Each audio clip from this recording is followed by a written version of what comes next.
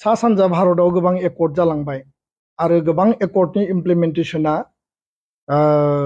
गोबांनियानो जायाखै जागायाखैनो आरो माखासेनि एकर्ड इमप्लिमेन्टेशना स्ल' जादों माखासेनि एकर्ड इमप्लिमेन्टेशना स्पिडि जादों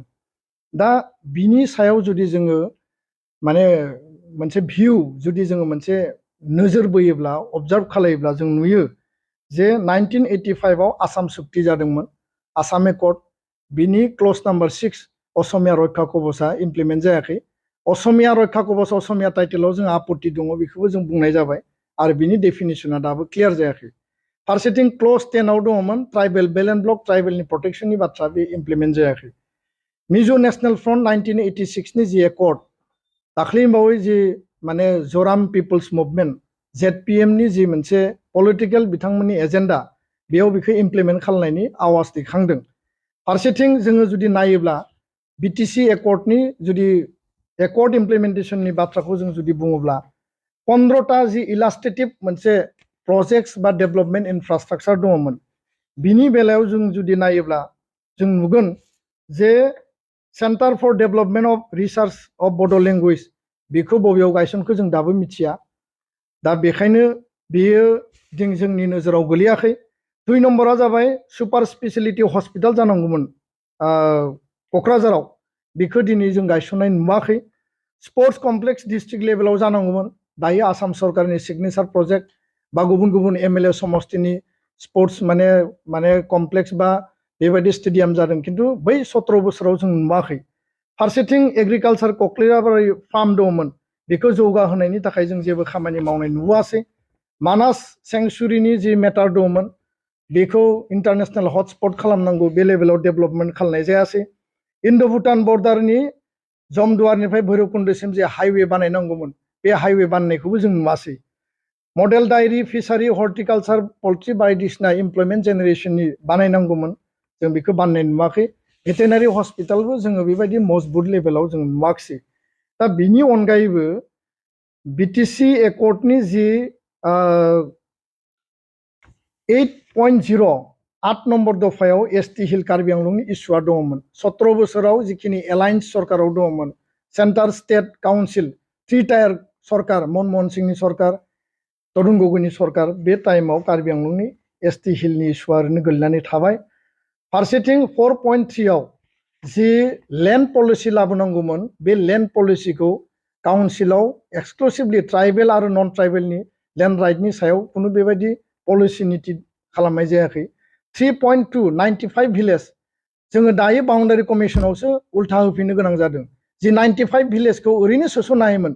बै समनि BTC BTR बा आथिखालनि BTC माने जि BTR बे माने BTAD सिमानि खोलाहा थानाय बे 95 भिलेजखौ सोसननायनि बेबस्थाया क्लियार काट दङमोन खिन्थु बेखौ सोसनदिया बे टटेलि फेलार जादों बिनि अनगायैबो 5.1 आव BTC काउन्सिला बानायनो हानाय रुल दङमोन कार्बि आंलं काउन्सिलखौ सालायनो थाखाय गासै 40टा साबजेक्टनि रुल दङ खिन्थु BTC काउन्सिलाव सालायनो थाखाय मोनसेबो डिपार्टमेन्टआव दिनैबो रुल बानायाखै दिनै 17+3 20 बोसोर जाबाय दा बे रुल बानायैया जोंनि थाखाय माने मोनसे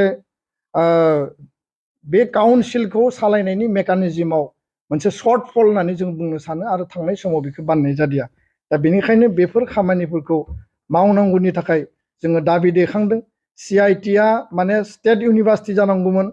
माने सेन्ट्रेलि फान्डेड दिनैसो बियो डिम टु बि इउनिभार्सिटि जाबाय स्पेशल इकनमिक जनाव खामानि मावनांगौमोन बिनि खामानिया क्लियार जादिया केस उइथड्रआवबो दाबो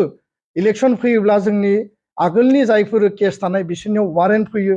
बेबायदि माखासे जिखिनि हाबा मावबावनांगौ दङमोन बे हाबा मावबावनांगौ जिखिनि जोंनि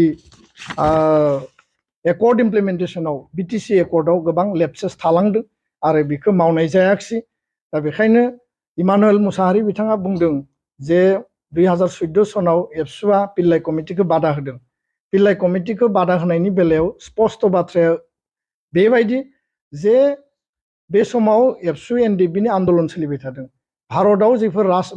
माने स्टेट दादों बा रायजो दादों तेलेंगाना झारखंड छत्तीसगढ़ उत्तराखंड बेयाव कुनु कमिटि कमिसननि कुनु बाथ्रा गैया डाइरेक्ट पार्लियामेन्टआव होम मिनिस्टारनि लेभेलाव होम डिपार्टमेन्टआ बिल लाबोदों प्राइम मिनिस्टारनि क्लियारेन्स लानानै बिलखौ पास खालामनानै स्टेट दानाय जादों बेयाव जि परिबेस फैया मानो बे स्टेट दादों दा 1992 आव भुपेन्द्र सिंह कमिटि दादोंमोन बै समाव बड'फानि आन्दोलननि समाव बे भुपेन्द्र सिंह कमिटिया बर'फोरनि थाखाय पजिटिभ माने रिकमेन्डेसन होनांगौ नेगेटिभ होदों श्री कृष्ण कमिटि तेलेंगाना दानो थाखाय दानाय जादों श्री कृष्ण कमिटिखौ बिथा खालामनानै तेलेंगाना दायाखै डाइरेक्ट पलिटिकेल लेभेलनि इनिशिएटिभआवसो दानाय जादों दा बेखायनो कुनु कमिटि कमिसननि गेजेरजों भारत सरकारा स्टेट दायाखै स्टेट दादों रायजो राजाफोरनि ससिय' पलिटिकेल बिथांमोननि आइडेन्टिटि आरो बिथांमोननि मुभमेन्ट गणतान्त्रिक डेम'क्रेटिक आन्दोलननि माने बिथायाव बा बे आन्दोलनखौ थावरिनो हायैनि रायजो दानाय जादों दा बेखायनो बिथाङा जि खोथाखौ बुंदों जे माने पिल्लाय कमिटिखौ बादा होदोंमोन होनना बुंनाया बे टटेलि बेसलेस आरो बेबायदि कमिटिया अलरेडि एक्सपेरिमेन्टेड 1992 आव भुपेन्द्र सिंह कमिटि जोङो अलरेडि दाखाबायमोन दा बेखायनो बिथाङा जिखिनि बाथ्राखौ पलिटिकेलि दिनै एबसुखौ माने माने बदनाम खालामनो थाखाय जि बुंदों बेखौ जोङो टटेलि रिजेक्ट खालामो आरो बेबायदि गावजों गाव दाय होलायनायनिफ्राय बिथांमोना गोजानाव थानाया मोजां आरो जातिनि सार्थआव पिस आरो इउनिटिनि सार्थआव जों दिनैबो खावलायदों जे हाग्रामा महिलारियानो होन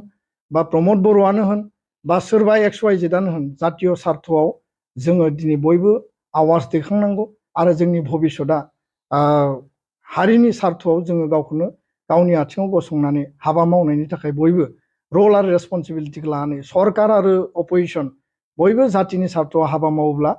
दानि जोंनि जि सिमां माने बिटिसिखौ